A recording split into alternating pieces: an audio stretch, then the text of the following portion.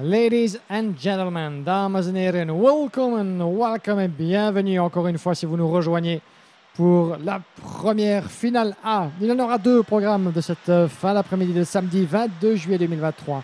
La troisième épreuve de la IME Series Benelux qui rentre dans sa phase décisive.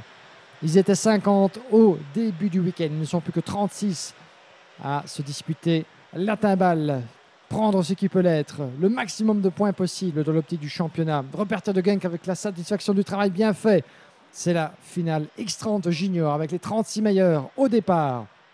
Et parmi ces 36 meilleurs, il y en a un qui a véritablement tiré son épingle du jeu depuis l'entame de cette compétition dans la Home of Champions. Rocco Coronel, fils de Tom Coronel, qu'on ne présente plus.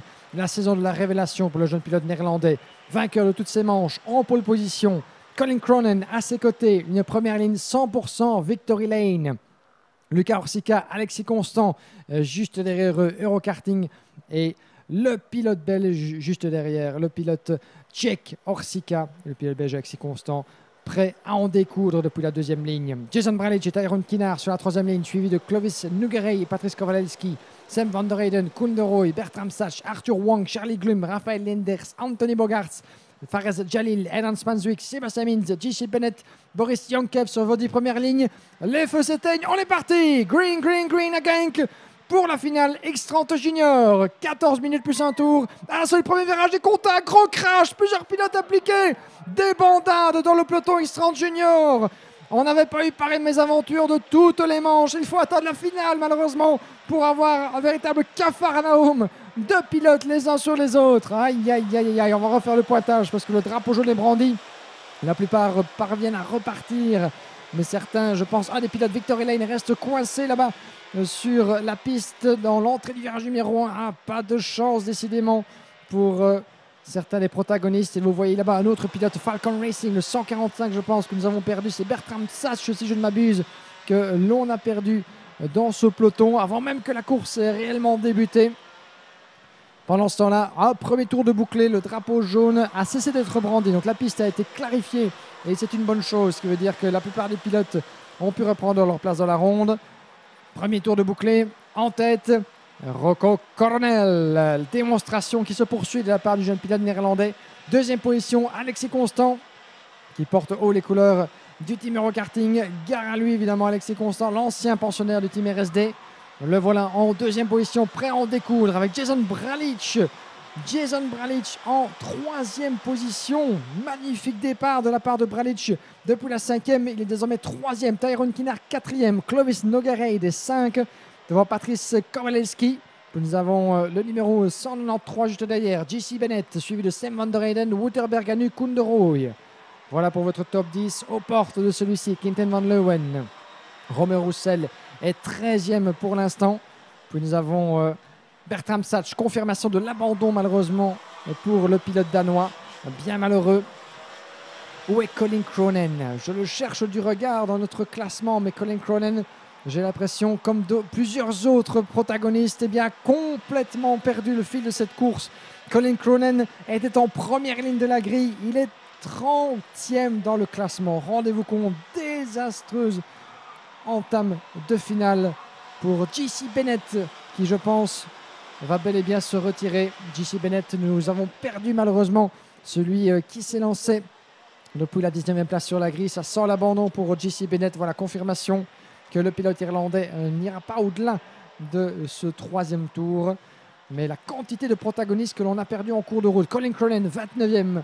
Nous avons également Lucas Orsica, le pilote tchèque sur la deuxième ligne, qui n'est que 31e. Sébastien Mins, qui avait brillamment remporté sur piste, en tout cas, une victoire en manche avant qu'elle lui soit retirée, qui s'est lancé vaillamment depuis la 18e place en queue de peloton. Raphaël Deu en queue de peloton. Arthur de Donker également à la toute fin de notre classification. Une véritable débandade avec Edan Spanswick. Il n'est que 22e, Edan Spanswick, lui qui était qualifié dans la première partie de grille. Il y a une pile de positions perdues ça et là par certains des protagonistes attendus du moins au tournant dans cette finale X30 Junior. Eh bien, voilà une épreuve qui commence sans dessus-dessous. C'est une voie royale ouverte à Rocco Coronel et il le démontre une nouvelle fois, le pilote néerlandais. 1 seconde 4 presque d'avance sur Jason Bralic le pilote néerlandais est le protagoniste inattendu de cette finale. Il avait démontré de bien belles choses lors de ses différentes manches qualificatives, Jason Bralic, dans la classe junior, oui.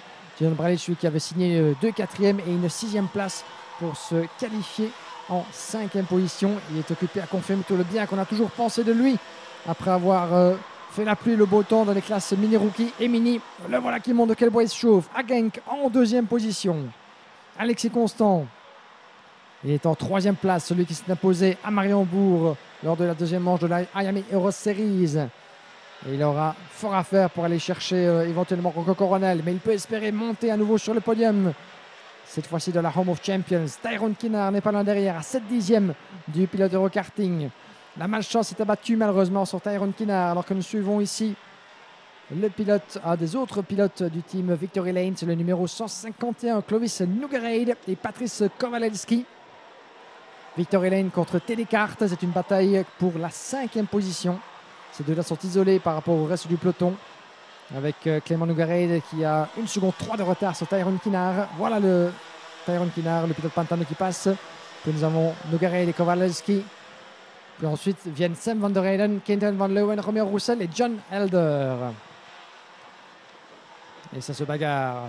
Oh, ça sautille d'ailleurs pour Alexis Constant, qui tente de s'accrocher à la 3e place, mais qui pourrait bien se faire avaler tout cru par Tyrone Kinard. Le pilote Pantano qui revient le plus belle dans le sillage de son compatriote. Pour l'instant, c'est un duo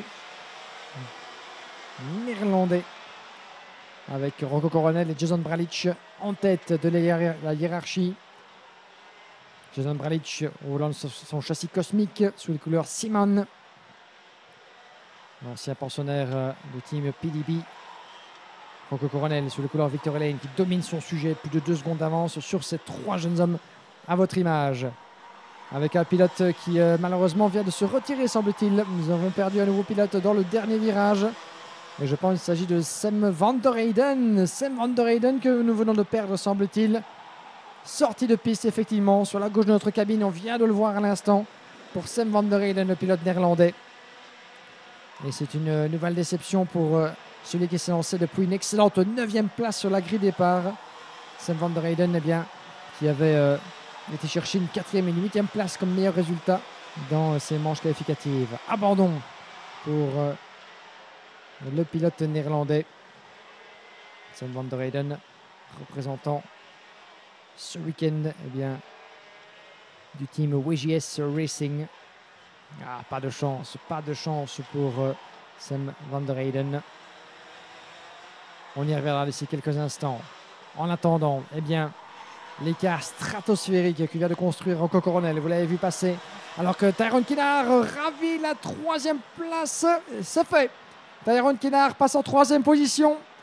Et il ravit cette place à Jason Bralic, puisque Alexis Constant était passé devant entre-temps. Et bien voilà, le classement de tête qui est sans dessus-dessous. Alexis Constant 2e, Tyrone Kinard 3, Jason Bralic 4. On est loin d'avoir tout vu. C'est une bataille ouverte entre Pantano, Simon et Eurokarting pour le gain de la 2e et la 3e place, avec les trophées et les points au championnat à la clé, évidemment, puisque au terme des manches, Rocco Coronel, vu l'absence aussi, c'est à signaler, de son équipier et leader avant cette épreuve de Sacha Van Pat Bosch. Vu l'absence de Van Pat Bosch à Genk ce week-end, c'était la voie ouverte pour Rocco Coronel de faire la différence et de prendre la tête du classement provisoire de la catégorie. C'est chose faite après les manches qualificatives. 80 points dans la besace pour ce jeune homme en tête. Et il se dirige de plus en plus, si tout lui sourit jusqu'au terme de cette finale, vers un nouveau 80 points dans la poche, ce qui ferait de lui le maître incontesté de cette épreuve à Genk. Et Tyrone Kinard pendant ce temps-là qui continue son petit bonhomme de chemin. Et le voilà qui prend la 2e place. C'est sans aucun doute l'un des tout meilleurs week-ends à ce niveau de Tyrone Kinard. On l'avait vu la saison précédente se révéler de bien belle manière, Tyrone Kinard, lors des iGames, les IAME Games qui avaient été disputés à Campillos sur le circuit espagnol. Et c'est là que Tyrone Kinard, pour l'une de ses premières épreuves avec le Pantano Racing Team, s'était distingué par une superbe 2e position. Et bien depuis, l'histoire est enclenchée pour Tyrone Kinard. qui n'a cessé de progresser parmi les rangs de la catégorie en junior. Tyrone Kinard qui figure pour l'instant au 15e rang du championnat. Son meilleur résultat, il était allé le chercher lors de l'entame à Mariembourg. Il est occupé à se bâtir tout doucement pour, pourquoi pas, des espoirs de podium. Et on en parlait tout à l'heure brièvement. La malchance est abattue sur les espoirs sur les épaules de Tyrone Kinard depuis l'entame de ce week-end, puisque à 2 reprises, eh bien, il a gagné. Et à 2 reprises, ça lui a été enlevé. Jason Bralic qui répond à Alexis Constant. Ils sont côte à côte à la bataille pour la 3e place. Constant qui garde l'avantage à la corde vers le virage numéro 6. Oh que c'est chaud! Oh que c'est chaud entre ces deux-là. Il pourrait bien être 3 voire 4, puisque Clovis Nogueira et Patrice Kowalewski commencent à voir à poindre l'espoir, pourquoi pas, l'espoir infime mais bien réel d'un podium. Regardez le pilote Victory Lane avec sa livrée noire qui revient comme un beau diable sur ses adversaires juste devant. Et à qui cela profite-t-il? Eh bien, Tyrone Kinard est occupé à creuser l'écart dans le même temps. On va faire un point sur les écarts.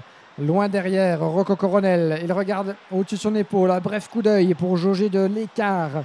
1 seconde entre Tyrone Kinard et Alexis Constant. Constant qui, malheureusement pour lui, eh bien, se retrouve dans les griffes de Jason Bralic, lui-même rejoint par Clovis Nogueira et Patrice Kowalewski.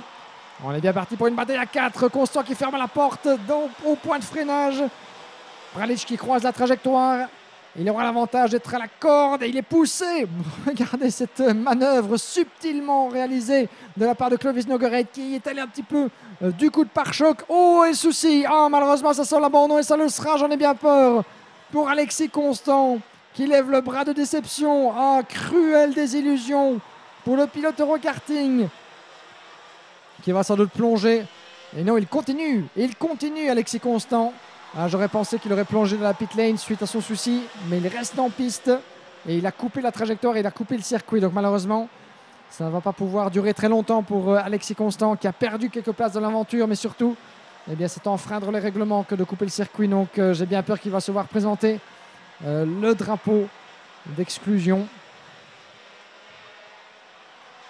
Ah, c'est bien malheureux pour Alexis Constant qui se battait comme un beau diable. Le podium était permis évidemment pour le pilote Eurokarting. Et pendant ce temps-là, eh bien, Jason Bralic hérite de la 3e place devant... et je vais parler trop vite puisque Clovis Nogueira vient de passer devant. Et regardez qui revient. Romain Roussel qui passe également devant le pilote néerlandais. Quelle finale! Quelle finale! Elle est loin d'être finie. Moins de 3 minutes et 1 tour avant la conclusion de cette épreuve. Et les pilotes Victory Lane qui font un retour peut-être attendu au vu de la supériorité de leur machine depuis l'entame du week-end. Mais un retour en force de la part de Romain Roussel et Clovis Nogueira, désormais accroché au 3e et 4e place. Jason Bralic, 5e. Patrice Kowalewski qui lui ravit justement cette 5e place à la corde du premier virage. Ça commence malheureusement à sentir un peu le roussi pour Jason Bralic avec son casque blanc. Patrice Kowalewski vient dû lui passer devant. Est-ce que derrière John Elder et Quinten Van Leeuwen vont tenter de l'imiter? C'est une idée plus que tentante évidemment, sachant que Jason Bralic est un peu sur un faux rythme. En tout cas, il a été cueilli à froid certainement par la plupart de ses adversaires qui le passaient gauche et droite. Et à partir du moment où votre élan, votre momentum, comme on dit en anglais, est un petit peu brisé, ben c'est toujours évidemment très très difficile de parvenir à se reconcentrer, garder la tête froide, garder le pied enfoncé. Il y a toujours évidemment la désillusion d'être doublé. Il faut parvenir à tout faire évidemment pour inverser la tendance, renverser la vapeur dans une épreuve qui ne va pas votre direction. 1 minute 31 tours, encore à tenir. Rocco Coronel qui n'a aucun souci à se faire dans son chef. 4 secondes 8 d'avance. Tyrone Kinard, 2 secondes 2 d'avance sur ces deux-là. Clovis Nogueira et Romain Roussel. Évidemment, pour l'instant, c'est une situation délicate puisque Clovis Nogueira a tourné en 57.0 et 56.9, grosso modo dans les mêmes chronos pour les deux pilotes Victory Lane.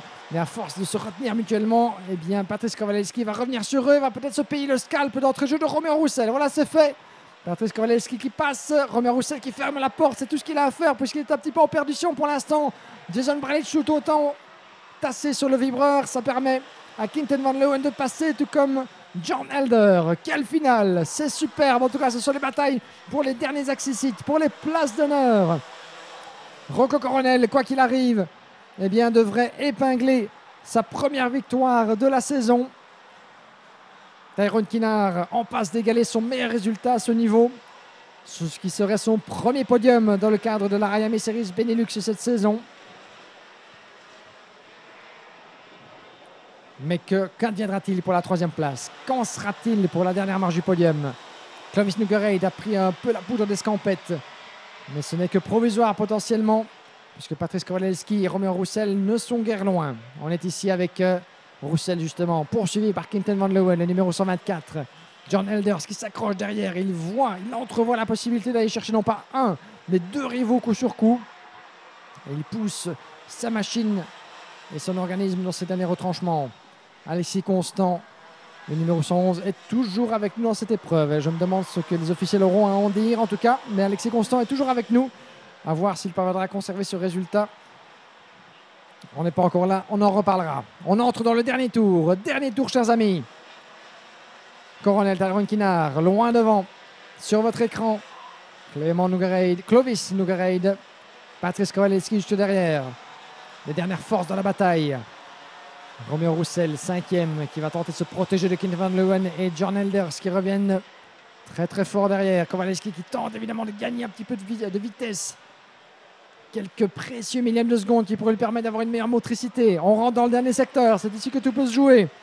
Et Clovis Nougareid le sait, il la joue défensive, il regarde dans son rétroviseur entre guillemets. Il la joue défensive, il ferme la porte dans le virage numéro 10. Rocco Coronel pendant ce temps-là franchit le dernier virage. Et ce sera la victoire, les 2 points brandis vers le ciel.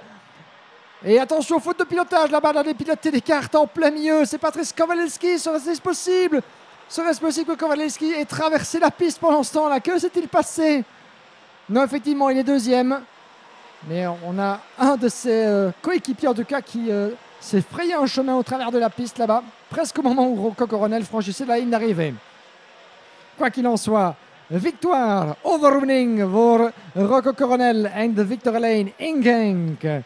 Superbe succès de la part de Rocco, le premier dans le cadre de la IAME Series Benelux 2023. Il avait terminé 3e à Mariembourg, 2e à Austricourt. La suite logique, c'est la victoire éclatante, jamais quasi contestée de Coronel dans la Home of Champions. Un champion en devenir, à n'en pas douter, qui brille cette année dans le championnat de Belgique, dans la IAME Euro Series, dans le trophée Académie de la CIK. Et une nouvelle preuve, s'il en est, que Rocco Coronel sera un jeune talent à suivre dans les années à venir. La victoire, la première cette saison, après la domination de Van Pat Bosch. C'est un équipier qui prend le relais et la tête du championnat. Au revoir, merci, bon week-end. Démonstration superbe de Rocco Coronel, victorieux.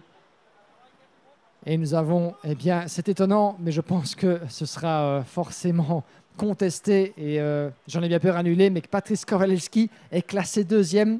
Sauf que, eh bien, il a acquis ce résultat en coupant la trajectoire et en partant à la faute. Vous l'avez vu, presque au moment où Rocco Coronel franchissait la ligne d'arrivée. On a vu Kowalewski partir en tête à queue et franchir la ligne avant Tyrone Kinard. Mais c'est bel et bien Tyrone Kinard, eh bien, qui égale son meilleur résultat dans une épreuve X30 Junior. Sa meilleure performance à ce jour dans le cadre du championnat de Belgique. Il y a un podium ô combien mérité après ses déboires en manche qualificative et les victoires perdues sur tapis vert. 3e position, la 4e au classement, mais la 3e au final pour Roméo Roussel qui complète le succès de Victory Lane en terre limbourgeoise. Puis nous avons dans l'ordre, et voilà le classement qui vient de se mettre à jour. Et malheureusement pour le malheureux Patrice Kowalewski, eh bien, de podium, il n'en sera rien après les derniers soubresauts de fin de course. Mais quelle superbe finale, quelle foire d'empoigne nos jeunes de la catégorie junior nous ont à nouveau gratifiés. Non pas pour la victoire, mais pour la bataille pour le podium. La bataille fut belle, la bataille fut intense. Et au final, eh bien, c'est Roméo Roussel, vainqueur en manche, sur le podium pour la première fois cette saison. Roméo Roussel, son meilleur résultat sous les couleurs Victory Lane. John Elder qui prend la 4e place de justesse devant Quinten Van Leeuwen, devant Clovis Nougareid qui aura tout perdu malheureusement en la jouant forcément défensive. Il était la proie aux mains des chacals, entre guillemets, dans cette dernière partie de course. Il aura résisté tant bien que mal. Pour finir, eh bien, il ne sera pas parvenu à conserver ce podium qui échoua à Roméo Roussel devant John Elder, Quinten Van Leeuwen, Clovis Nougareid, Alexis Constant 7e. À voir s'il conservera ce résultat après les événements du début de course. Jason Bralic 8 devant Charlie Glum et Dan Spanjwik, Maxime Blanchemin 11, suivi de Eva Dorenstein, Koen de Rooij, Roberto Bas, Colin Cronin, Anthony Bogaerts, Mania Charbonnier, Fares Jalil, Wouter Berganu, Sébastien Minz, Darrell Bury, Senna Pessel, Pepijn Steiger, Luca Orsica, Raphaël Lenders, Moritz Moore, Liam Allo, Arthur Wang. Et en toute fin de classement, eh bien, nous avons Raphaël Do, Arthur de Donker, Patrice Kowalewski et pas mal d'abandons dans cette finale ô combien disputée. Bertram Satch, C.J. Bennett, Sam van der Eden, Benjamin Foucault et Boris Yankev.